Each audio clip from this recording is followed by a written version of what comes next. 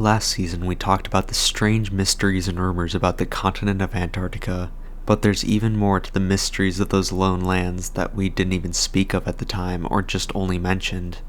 In a way, we've only scratched the surface.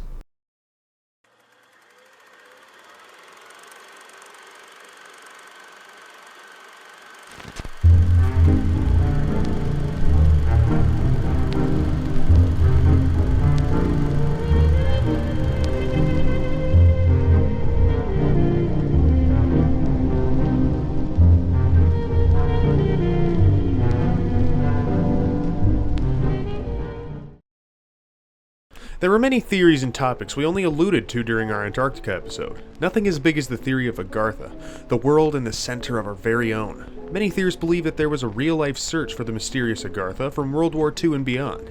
This first story will be recapping the events of U.S. Admiral Byrd, who we first mentioned in episode 31. Skip to this time if you don't want to listen to the story.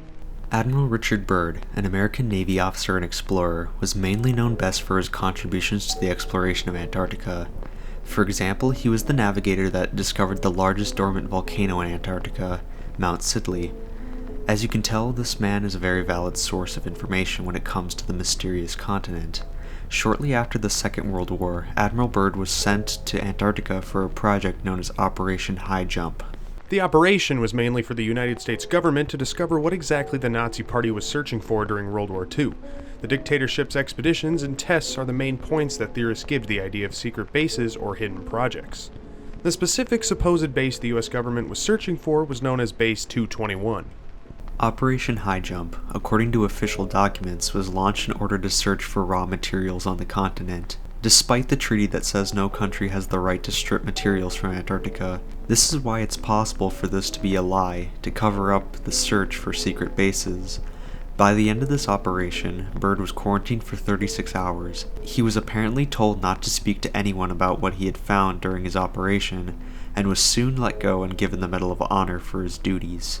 That's where we originally ended the story. The majority of the rest is speculation and conspiracy theories. It's a well-known theory that during World War II, the Nazi Party sent expeditions to Antarctica for, at the surface, unknown reasons. Many believe they were to secretly develop technology which can be supported with evidence of planned projects, and on the more extraterrestrial side, they went there to test alien technology. Included in these speculative ideas and what coincides with Operation High Jump was the search for a secret land. Popularized in movies such as Godzilla vs. Kong, the idea of a hollow Earth housing a secret world existed long before the movie. This theory suggests that both the Germans and the Americans were looking for an entrance through Antarctica into the land known as Agartha. Agartha, the legendary kingdom at Earth's core. First popularized in 1910 by Alexandre de Alvedre. I did not take French class in high school, so I hope you enjoyed that butchered name. The idea of the land in the hollow earth was possibly also first mentioned in many different religions, including Buddhism and Kala Chakra. Strangely enough, many scientists throughout history have subscribed to the hollow earth theory. From the 1600s to even the 19th century, speculation of the inner Earth has followed the scientific community. Theories of pockets and spaces that can sustain life far below the Earth's crust, stretching out to theories even more bizarre. Even more interesting, and what could support the Antarctica theory, is that the supposed entrances described by scientists into the hollow Earth are found at the Earth's poles. This is due to science fiction, like Journey to the Center of the Earth and the aforementioned scientific theories. The idea of hollow Earth continues to find life to this day, usually through individuals with an eye for creativity and the respect of the usual flat earther. These believers continue to speculate a lush and tropical paradise hidden deep below us and are inhabited by, who you ask? Aliens, giants, and/or advanced humans. Speaking of Hollow Earth in the media, theories suggest that Middle-earth from Tolkien's novels were literally the middle of the Earth. Some have suggested that Tolkien even believed in the Hollow Earth. Maybe if his books are true, it would give credence to this theory. In most theories, the inhabitants of the lost world of Agartha are descendants of Israelite people led directly from God to live in the paradise below. If aliens are down there, biblical aliens? Just kidding. Rodney Clough, author of World Top Secret, Our World is Hollow, claims that the people of Agartha naturally live much longer than us, which gives them the chance to far surpass us in technology. He continues by saying that these people developed flying saucers and other sci-fi technology of that nature. This would explain the occasional alien sightings on Antarctica, or even the sightings across the world. The Hollow Earth supposedly has a perfect climate and even its own form of a sun. These conditions don't just prolong the living beings' lives, but also increase their heights. Clough claims that the people and animals of Hollow Earth grow to 15 feet tall, and the trees grow up to 1,000. Agartha itself is the city that these people thrive in. This is all well and good, but why don't we surface dwellers have contact with our subterranean brethren? International banking, at least according to Clough. Hollow Earth believers claim that these groups have covered up this knowledge. For what reason? It's not explained very well, or at all. It just sounds to me like an excuse to explain why no one has taken the steps to prove the existence of this mystical world. At this point, the theory of Agartha seems to be more theory than fact. Until now.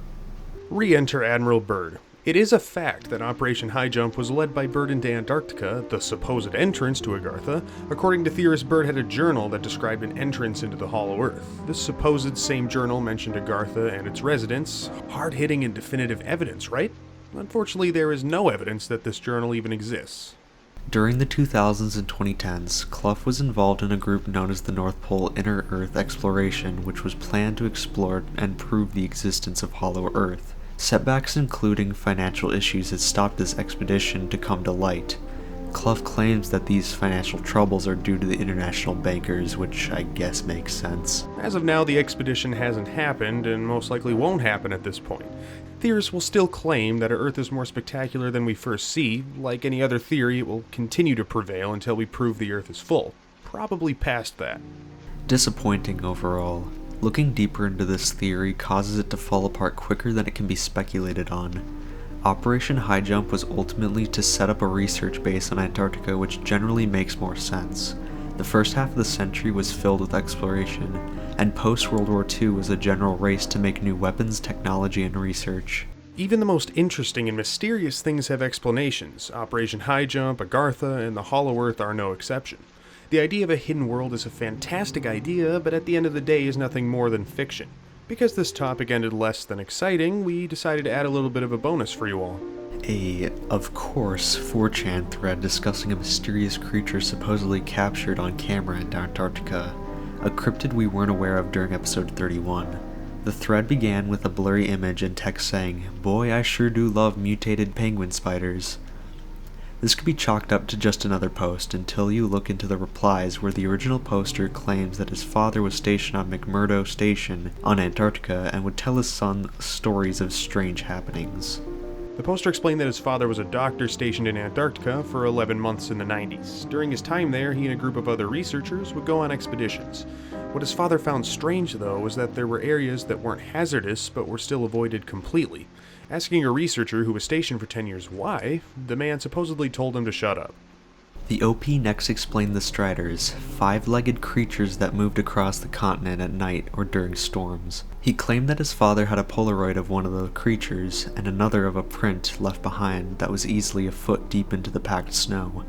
The prints were supposedly 30 to 40 feet apart, and the creatures were roughly 7 to 8 stories tall. The poster continued to tell a story from his father. While in Antarctica as a doctor, a man was escorted into McMurdo Station with severe cuts and lacerations.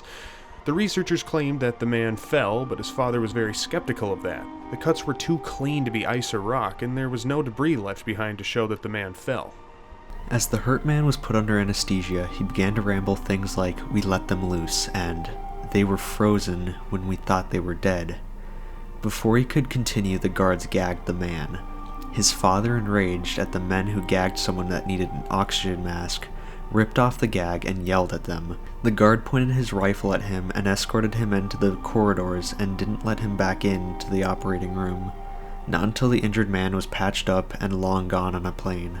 Many users questioned the story's legitimacy, rightly so, because it's, well, 4chan. But the OP answered with photo proof. An image of a plaque of the Antarctic Treaty with their dad's name on it, and another wooden plaque in the shape of the continent, also with his father's name and the name McMurdo Station.